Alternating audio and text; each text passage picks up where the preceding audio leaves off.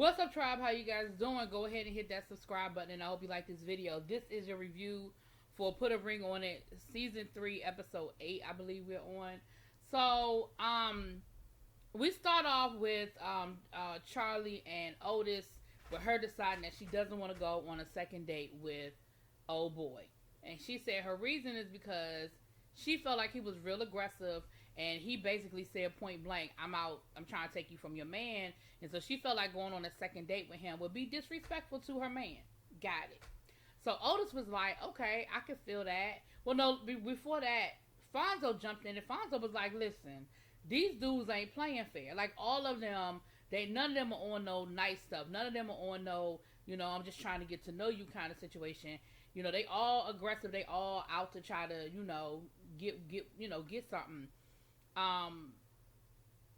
And Charlie said, well, the girls are doing the same thing. And Fonzo was like, you right. If I'm going to be honest, like, basically these dates they're aggressive. And I feel that way. Like, I feel like, again, if we go back to season 1, again, let me be clear. I always thought this was a stupid concept. But if we go back to season 1, there was flirting, but now it's just outright, I'm trying to take you from your man kind of thing. And it just seemed real aggressive. So I felt them on that. Now, Otis was saying that he felt like maybe old boy made those comments about Charlie because old boy felt like Charlie might be weak. Now, he did not say, Charlie, you are weak. He said, I feel like old boy came at you because old boy felt like you were weak. He did not say, you're weak, I think you're weak. He did not say none of that.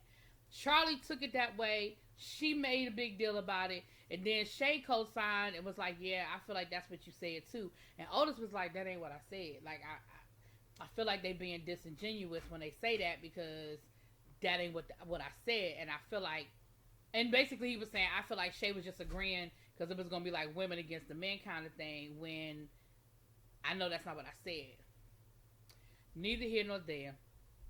So, Dr. Nicole said, listen, this is what's going to happen this week, okay? Shorty is going out on her third date with old boy. Shay and Fonzo are going out on new dates. Otis and Charlie, their job is to write a list of things they want more from each other and then share that list and have a conversation about the list. Kenneth is going to have a one-on-one with Dr. Nicole. So that's what the week is going to be. So we see Fonzo and Shay. Fonzo getting ready for his date. And Shay saying, listen, I'm going to take Dr. Nicole's advice and I'm going to chill out. And I'm going to let Otis do his thing. I'm going to stand back. I'm going to be respectful. I'm going to stand in this moment. I'm going to let him do him. Old girl shows up. She lets her in the house. She sits her down real nice. And then she proceeds to tell her what the rules are. Now, Dr. Nicole ain't saying nothing about she said to let him do his thing. But I understand the rules, the parameters. All the couples have put certain rules in place. And she was like, no touching, no DMing, no text messaging, no, like, I think those are basic rules. And I think for Shay, compared to how she acted on the first 2 dates, to this date, I'm going to give her credit. I mean, Dr. Nicole wasn't trying to give her none, but baby, I'm going to give her some credit. I'm just going to be honest. So, again, I feel like old girl showed up to their house disrespectful with that outfit on with her ass cheeks hanging out.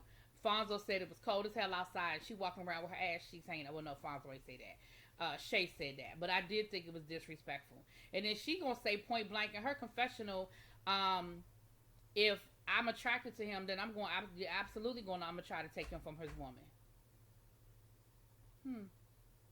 And then she said that she did find him attractive. So that means that now you're on a mission to try to take him away from his woman. Now, their date was they went to go make some sushi. And he was like, hey, I like sushi. I never did this before. It was cool. And I feel like he was going out of his way to be respectful. Like, when they got done making the sushi and they were eating the sushi, and she was like, you're not going to feed it to me? He was like, nah, I ain't going to feed it to you. He was like, nah, I can't do that. He said, I can share with you what I made, but I'm not, I ain't feeding you my food. And she was like, I mean, it's okay. He was like, nope, no, it ain't. And I was like, okay, Fonzo, I see you trying to be respectful. Okay, cool. So then, they got to talking about, blended families, because of course that's their big issue. And she said all the right stuff. She said, listen, I've got a daughter, and my the father of my daughter has another child, and me and the baby mother get along well, and I've been able to handle that and do that. He was like, okay, cool, cool, cool.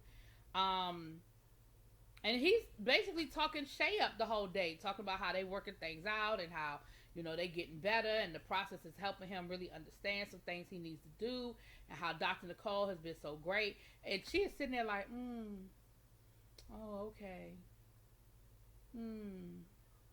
I said, You trying to get in where you fit in, and he ain't trying to let you in. He ain't got a crack in the back door or in the front door. He ain't playing with you. But she flirting. She talking about something. I think Fonzo like me because he making eye contact. I think he flirting with me. Girl, he having a conversation. That's what people do in conversations. They make eye contact. I don't think Fonzo was flirting with her at all. At all. Now, the first chick, I feel like Fonzo flirted with a little bit. The second chick, he didn't even have a chance to flirt with because, hell, Hurricane Shay came through the door. But he wasn't flirting with that girl. I feel like he was very respectful in his date. Otis and Charlie, they make their list, and the first thing on her list is quality time. And Otis was like, that's interesting to me because I feel like we spend a lot of quality time together. Matter of fact, I feel like we together all the time. And she was like, being together and quality time together is not the same thing. And he was like, she said, like, if we're together but you on Instagram or, we're doing whatever, we're not actually engaging with each other, that's not quality time. He said, well, I find that interesting because, when we laid up in bed sometime and it's midnight or whatever, you on Instagram. And she was like, so we just going to be tit for tat? That's what we doing? I'm going to tell you how I feel about something and you're going to basically be tit for tat. He's like, I'm not being tit for tat. I'm just saying, you think that's not quality time, but then you do the same thing. And again, Otis is petty. He is petty. Everything she said, he had a rebuttal for. I think the next thing on there were words of affirmation. He was like, what are you talking about? I tell you that you're beautiful all the time. I tell you that I'm proud of you all the time. Like, I don't know what you mean by words of affirmation. And she was like, again, tit for tat. But let me say this. Something that Otis said later on in the episode when they were talking to Dr. Nicole, he said, I realized that our definitions of quality time aren't the same. And it's the same thing with the words of affirmation. What she's looking for from you versus what you think you're giving her is not the same. In your mind, you're telling her that she's beautiful, so you're giving her words of affirmation. In her mind, she wants to hear, I'm proud of you. You're intelligent. So, same thing with the quality time. Her definition of quality time ain't the same as your definition of quality time. And that's where the problem lies. But again, y'all get so caught up in that petty back and forth tit for tat shit, all the rest of it gets thrown out the window.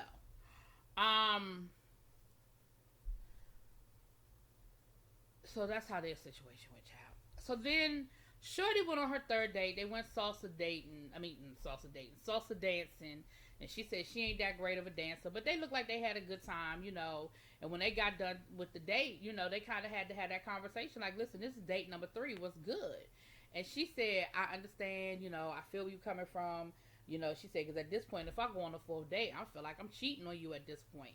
I feel like I'm cheating at this point. But she let him know, listen, me and Shorty, we making some progress. We not where I want us to be. But we not where we were. But I really am feeling you. Like, I really do like you. And I'm a little conflicted. Like, I don't have an answer because I'm sort of conflicted. So then Dr. Nicole had her one-on-one with Kenneth. And Kenneth was like, basically felt like, that Shorty does these things to sort of try to emasculate him and talk down to him, and how that's just the thing they've been doing. And Dr. Nicole said, listen, I see you making progress. I see the growth. I see the progress. You just got to keep going. You got to keep trying. You got to keep working towards it. I don't feel like she gave him no good advice. Sometimes Dr. Nicole be hitting it out of the park, but with Kenneth, I don't feel like she gave him a whole lot. But what we found out at the end of this episode is, now we get into a question of who telling the truth and who lying, right? Because Shorty try to make it seem like she takes care of Kenneth, and Kenneth don't do nothing, and Kenneth don't bring nothing to the table.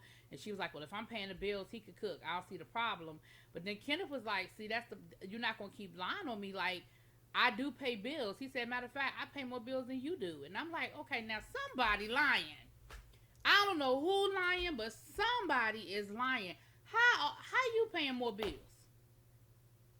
But she's saying you ain't paying no bills. Like, something. This Shorty Kenneth situation is real. Somebody lying. Anyway, Shay went out on her date, and oh boy, it was interesting.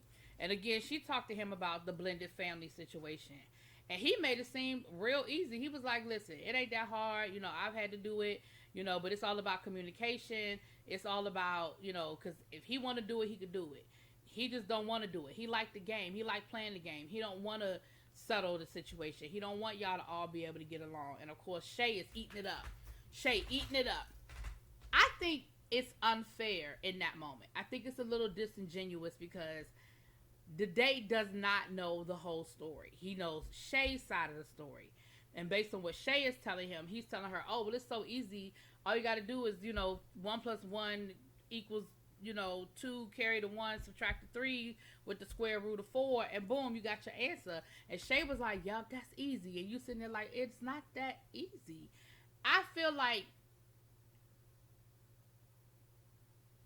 I understand where Shay is coming from, but what was interesting, when Shay went back to Dr. Nicole, Shay said, I took what he said, I took it in, but what I also understand is it takes two. And I have to understand, and I have to take responsibility for my part in this, for how things dissolved with my part in this, having to take responsibility for. So I respected the fact that Shay took that out of it and not, see, Fonzo want this to work, it can make it work. See, it's him, it's not me. And see, he not doing this. And see, he said it was easy. Because that's where I was a little nervous that Shay was going to go with that. Fonzo, of course, was like, I don't appreciate old boy trying to make it seem like it's so easy, because we're trying to make this, I'm trying to do better and I'm trying to figure it out. And don't make it seem like this is an easy equation and it ain't that damn easy, you know.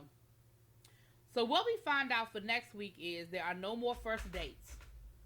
Either you going on a second date with who you just went on a date with, or here go the curveball this year, or you can pick somebody you already went out on a date with. And I was like, ooh, that's going to be interesting. So anyway, we'll see where we end up next week. Y'all let me know what y'all think. Drop it in the comments. Peace.